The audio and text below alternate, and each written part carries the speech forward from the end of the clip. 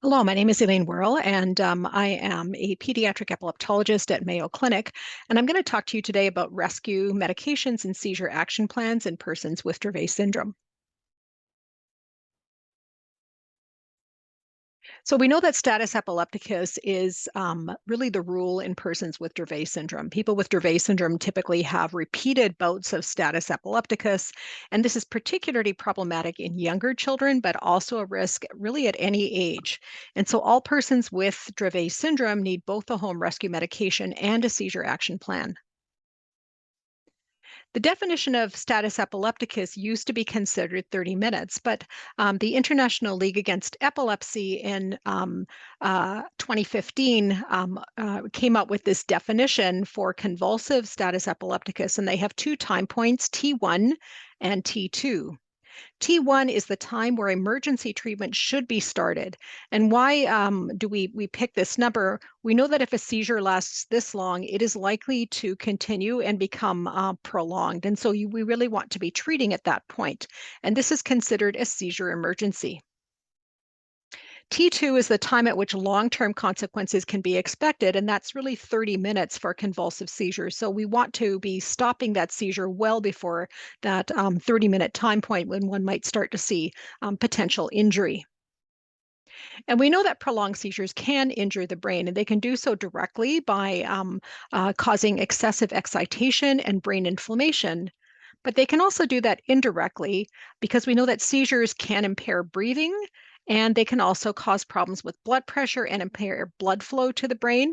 And as a result, we really want to stop those before that potential for injury happens. Additionally, there is a rare entity that we see in persons with Dravet syndrome called acute encephalopathy or Dravet encephalopathy. This is a rare complication of status epilepticus in children with Dravet syndrome, affecting about 3.3 to 7.6% of all persons with Dravet syndrome, and most commonly seen in young children. And for whatever reason, these children often have had repeated bouts of status and they've recovered well. But with this one particular bout, they have, again, a status epilepticus typically associated with high fever. And instead of recovering, this is really followed by coma or significant neurological impairment compared to their baseline and associated with high morbidity and high mortality. The MRI acutely shows brain swelling and then chronically atrophy of the brain. And we don't know exactly why this happens. We think that there may be something with the SCN1A channelopathy that predisposes to such swelling. There was a recent article really showing that children with influenza in Dravet syndrome could potentially have neurological impairment as well following influenza. So again, really sort of paying attention both to appropriate vaccination as well as to having a seizure action plan and rescue medication.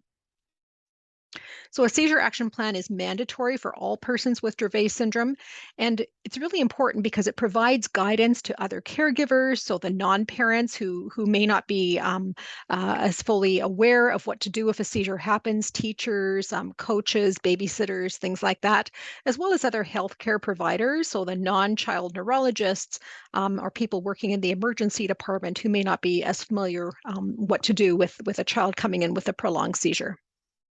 And the goal of this seizure action plan is really to prevent this from turning into this. There are a number of different seizure action plans. Many medical record systems have their own. Many hospitals have their own. The Epilepsy Foundation also has one which can be downloaded. There's probably not a better one. I think as long as you have one, most of them contain very similar information. And this is completed by your child's neurologist or epileptologist. I wanted to then discuss very briefly the rescue options that we have for home rescue treatment of prolonged seizures. And so these are really in two groups. First is the FDA Approved Options.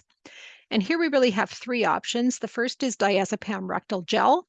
This is approved for children 2 years and older, but we often use it for younger children as well. It's pre-dosed. You prescribe the dose, and then the pharmacy dials it in, anywhere from 2.5 up to 20 milligrams. And it's given rectally, which means that it's probably less appropriate for use in older kids, particularly in public settings like school. And then the two more recently approved options are nasal diazepam and nasal diazepam. The diazepam option is approved for 6 years and older, and midazolam for 12 years and older. Both of these come in a very similar looking device that looks like this. It's pre-dosed. It's a single-use device. This simply goes up into a nostril, and then the person giving the medication pushes this plunger. So it's really easily given by a lay person and very appropriate for use in a public setting because it's given nasally. Then there are other non-FDA approved home options. One that is commonly used is oral solution. And again, there's diazepam and lorazepam. It's called Intensol.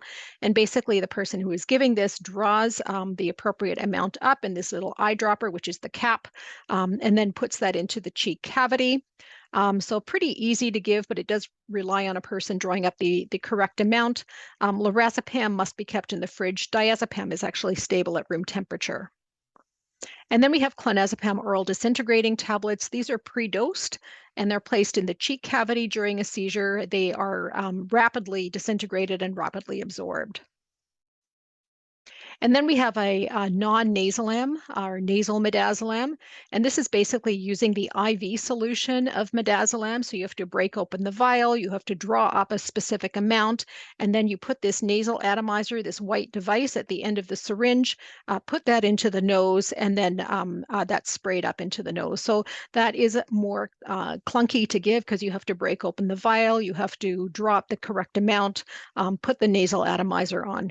But this is also a potential option. So when do we give rescue medication? In children whose convulsive seizures are typically self-limiting, so they stop on their own, we typically will ask families to give that at 3 to 5 minutes. So we definitely want to give it by 5 minutes, and oftentimes we are recommending it at 3 minutes. But importantly for children who have prolonged seizures, pretty much every time they have a seizure, it goes into status. In those kids, we ask families to give rescue medication immediately. Rescue medications can also be given for clusters of convulsive seizures. Looking at emergency room and hospital management, so this is if your rescue medication is not working, this should really be individualized to each patient. Typically, we would give a second dose of benzodiazepine. Oftentimes, we would give something like levetiracetam or valproic acid if that was possible, but we really need to think about what works for each individual patient, because what works for one patient with Dravet may not work for the next patient with Dravet.